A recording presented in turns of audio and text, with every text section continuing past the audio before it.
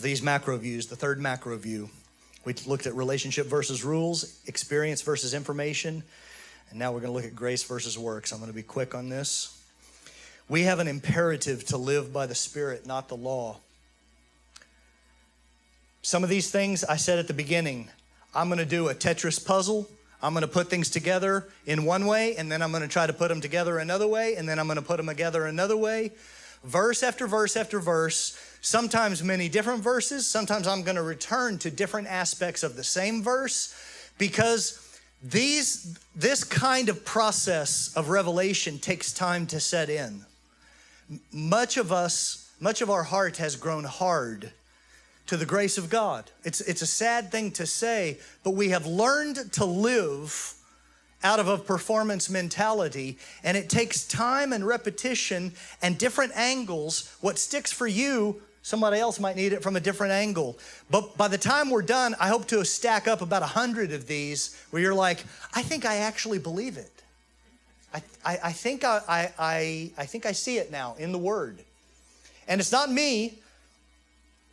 If anything I'm saying doesn't line up with the Word, you have a solemn obligation to discard it. But if you see it in the Word, I hope you will choose it above your experience, your tradition, your previous teaching, your limitations, or whatever it is. If it's in the Word, let's lay hold of it. So the imperative of your new creation life is to live according to the Spirit. Because it is a misnomer to think you can live according to law. Paul called the ministry of the law the ministry of death. Well, I'm going to just, that holiness preacher came in and I'm going to do it. I'm going to keep the 10 Commandments. You just committed yourself to death and failure. And if you succeed, there's only two options. There's only two options. You can succeed, and what will happen if you succeed in keeping the law? Your heart will flourish in pride, and God will have to oppose you. God gives grace to the humble, but opposes the proud. Man, I've really been doing it. I haven't looked at porn in 3 days. I haven't yelled at my kids. My wife has been on me about this, and I haven't, gone out and smoked a cigarette or whatever it is, right? I'm exaggerating. But I do that, and now on day 3, with all this success behind me, I'm like, I think I got it. I'm starting to live strong in God. That pride starts to rise up. You're setting yourself up for failure, or you just blow it. There's grade A flesh and there's grade B flesh. Grade A flesh are great at keeping law, and they stink with pride. Grade B flesh is failing and constantly feels condemned, ashamed, separated from God, defeated, and they have no victory in life.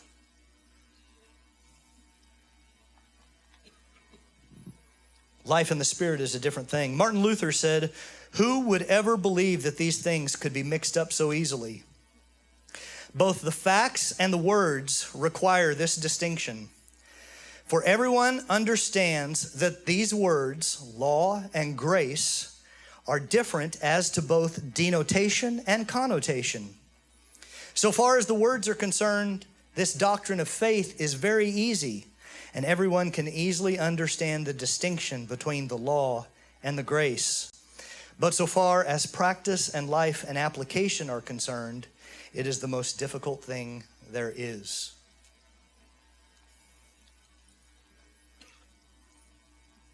In the garden, it was principles of life according to the divine standard received in relationship.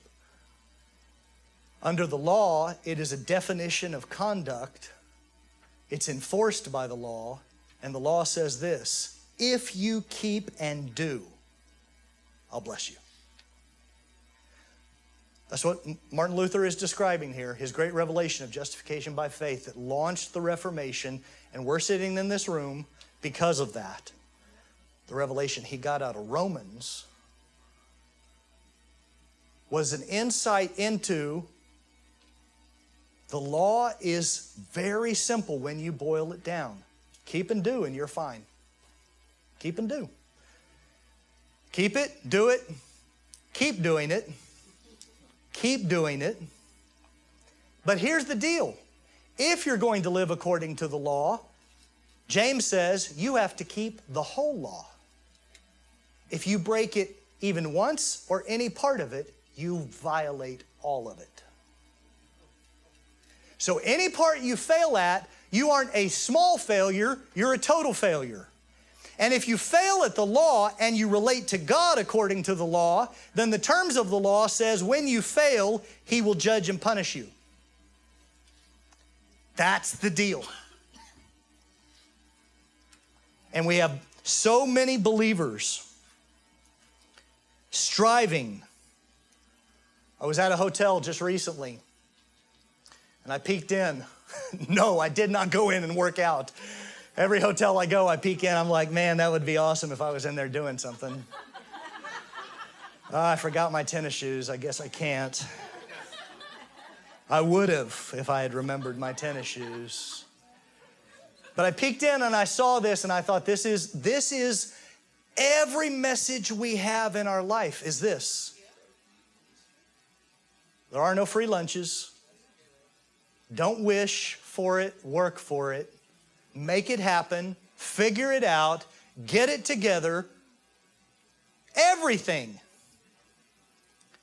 Here's what in Ezekiel saw in that new temple that was coming, that was the new covenant temple. When they entered the gates of the inner court, this is a command to the priesthood of the new covenant temple. Now, Peter said, you are a chosen race, a royal priesthood. See, we are the priesthood of the new covenant. And what Ezekiel saw was, you can't wear wool when you're in the inner court or within. Instead, you have to wear linen on your head and on your undergarments. You can't wear anything that causes sweat. Isn't that interesting? It's the exact opposite of the fitness room. The new covenant says, if you're sweating, you're working for it, and you aren't in the new covenant. If you're wearing anything, I'm going to hit this about 2 more times. What did Jesus say? Take my yoke upon you, learn from me, for my yoke is easy and my burden is light. Paul said, I'm in labor until Christ is formed in you. We're told to put on the new self. So what are we wearing? What are we wrapping ourselves in? If it's causing you to sweat, you aren't a part of the new priesthood. You're thinking like an old priest. You can't be wrapped in anything. You can't clothe yourself in anything. You can't take on anything that causes sweat, because now you're in the ministry of works. The tabernacle was set up like this. The outer court, the holy place, and the Holy of Holies. Not going to go through it all, but this is such a profound picture of the human construction. I will get into this more in other sections. The altar, the laver, you move from the outer court into the holy place where the table of showbread, the 7-branch lampstand, speaking of the 7 spirits of God, the altar of incense, which fills with smoke before moving into the Shekinah glory where the Ark of the Covenant is, and the Holy of Holies. There's the flow of worship. Enter, confess, cleanse, worship, and encounter. But this is a picture of you, because that entire construction was wrapped in skin. Moses was told, build it according to the pattern on the mountain. They built the chambers, the outer court, your flesh, your body, the inner court, your soul, your mind, will, and emotions. And the Holy of Holies is the deepest part of you that is meant to be alive in God, your spirit, where His Spirit dwells. And after constructing it rigidly according to the pattern, part of the pattern was cover that whole thing in skin. See, that tabernacle is meant to tell you about you and how you are meant to experience God, but that tabernacle is also the way you experience God under the law.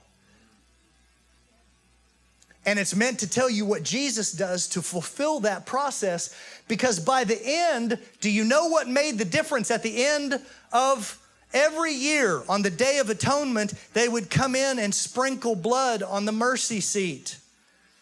And that was the Day of Atonement. Why? Because everything in What was it called? The Ark of the Covenant. Which covenant? The Old Covenant. The covenant with Moses. Everything inside that ark spoke of the perfect standard of God. It was the law, the tablets of law. It was the manna by which he fed them. And it was the royal staff of the priesthood. Everything was about how God would manifest himself in their midst. But the only way they could possess the presence of God was if all of the law was brought under the blood. So they would sprinkle between the cherubim at the seat of mercy, and everything in the covenant of law was brought under the blood, and then the presence of God could dwell among them. You are a living picture of that. You are God's dream wrapped in skin. And he loves to dwell inside you. He wants to be among us, and he wants us to have the confidence that that is his eternal covenant. It'll never change. And the things we feel are limitations separating us and him, he has dealt with once and for all on the cross. And how we live beyond that is a matter of how much we understand what happened on the cross and in the resurrection and in the Spirit poured out.